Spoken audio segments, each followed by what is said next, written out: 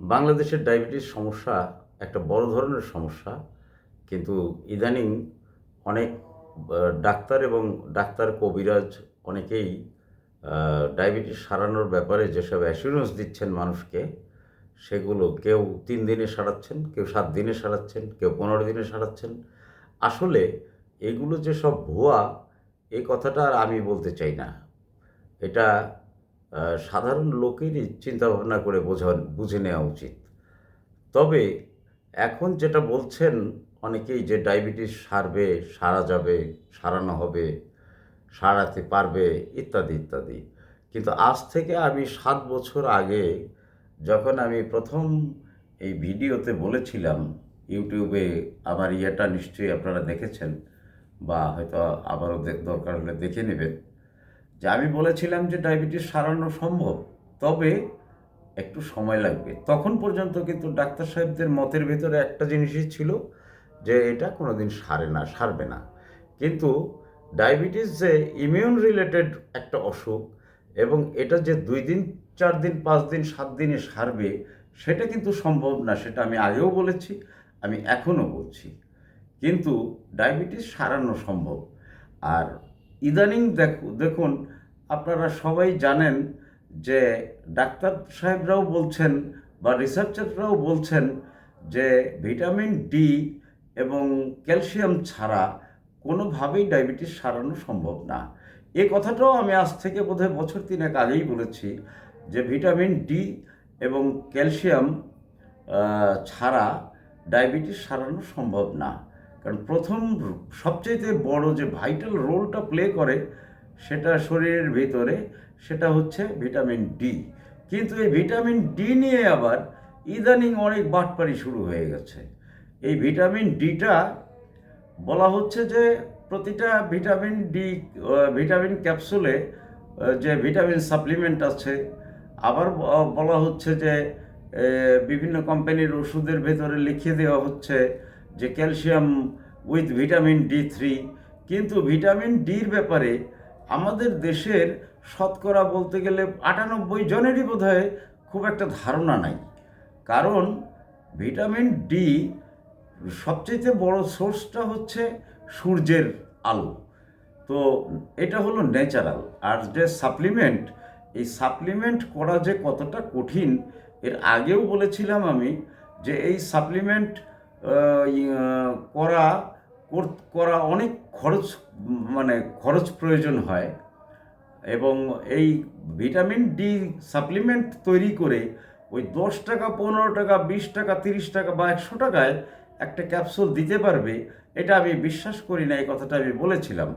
কারণ vitamin D এবং calcium যে ট্যাবলেটগুলো বা ক্যাপসুলগুলো এখন বাজারে পাওয়া যাচ্ছে বা মানুষ কিনে কিনে খাচ্ছে, আপনারা একটু সজাগ দৃষ্টিতে দেখবেন যে ওই ক্যাপসুলের পাতার গায়ে লেখা আছে যে ক্যালসিয়াম উইথ ভিটামিন ডি3, আর এটার মেজারমেন্ট হিসেবে লেখা আছে আইইউ। এই আইইউটা বলতে ইন্টারন্যাশনাল ইউনিট। এটা কিন্তু সরাসরি ভিটামিন ডির কোনো এমজি হিসাবে মাপা যায় না। যেটা মাপ হয় সেটা হচ্ছে ৪০,০০০ আইইউ ইকুইভ্যালেন্ট হচ্ছে 1 mg।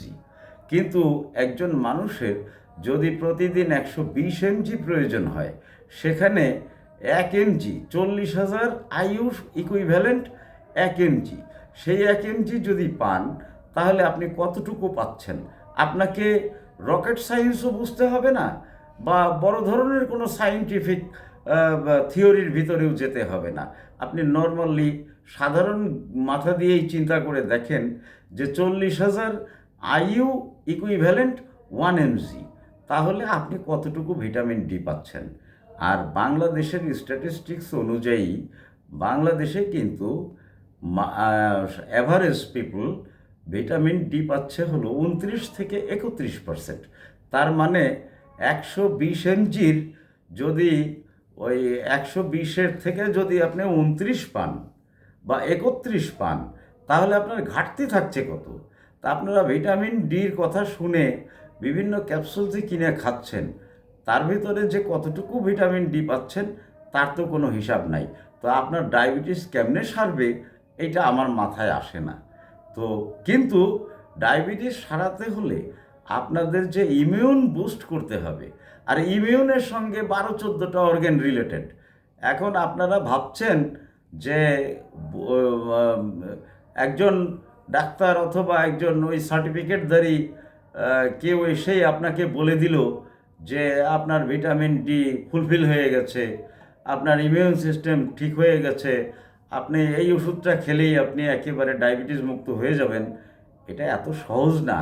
বিষয়গুলো অনেক কিছুই বোঝার আছে। আমাদের দেশে মানুষ তো হুজুগে চলে, যার জন্যে ওনারা বুঝতে চায় না যে রিয়েলিটিটা কী। তো এইটা নিয়ে আর আমি খুব বেশি কথা বলতে চাই না। তারপরেও শুধুমাত্র আপনাদের জ্ঞাতার্থে বলছি যে আপনারা সুস্থ থাকার জন্যে বা ডায়াবেটিস কন্ট্রোল করার জন্যে প্রথম কথা হলো ইমিউন বুস্ট করবেন। এবং আরেকটা জিনিস হলো, ইদানিং আমি যেমন বছর 3 আগে বলেছিলাম কিডনির কথা।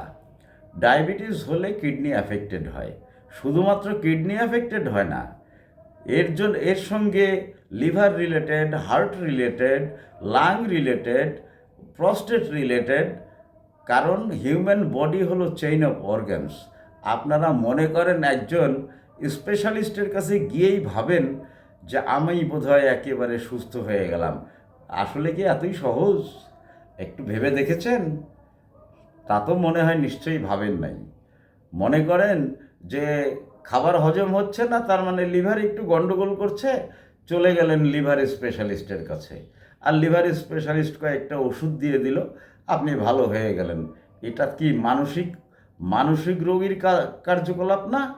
কারণ হলো, লিভারের কয়টা ওষুধ আছে অ্যালোপ্যাথিতে, কিডনির কয়টা ওষুধ আছে অ্যালোপ্যাথিতে? আমি তো একটু জানতে চাই। আমি তো দীর্ঘদিন যাবৎ এটা নিয়ে পড়াশোনা করি, খোঁজ খবর করি, কিন্তু আমি তো এরকম কোনো ওষুধ পাই না যে ওষুধ দিয়ে একেবারে 7 দিন 15 দিনের ভিতরেই লিভারকে রিসাফল করে ফেলবেন বা ভালো করে ফেলবেন।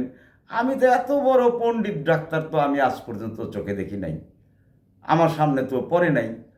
আবার আমি তো কোনো সময় এমন অনেক ডাক্তারের কথা আমি এখন এখানে নাম বলছি না, আমি তাদেরকেও তো বলেছি যে আপনারা মিটফরমিন আর ইনসুলিন দিয়ে যে ডায়াবেটিস সারানোর কথা চিন্তা করছেন, কিন্তু শরীরের যখন অ্যাডিনোকার্সিনোমা সেল, এপিথেলিয়াল সেল এগুলি যখন বেড়ে যায়, তখন তো এমনিতেই বিষয়টা আপনাদের হাতের বাইরে চলে গেল।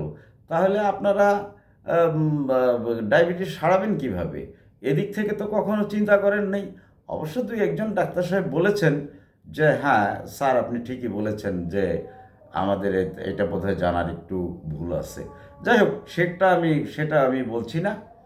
তবে ডায়াবেটিস সারবে এটাও ঠিক, তবে ডায়াবেটিস সারানোর ওই 3 দিন 7 দিনে ওষুধ খেলে ডায়াবেটিস সারবে এটা মনে করার কোনো কারণ নাই।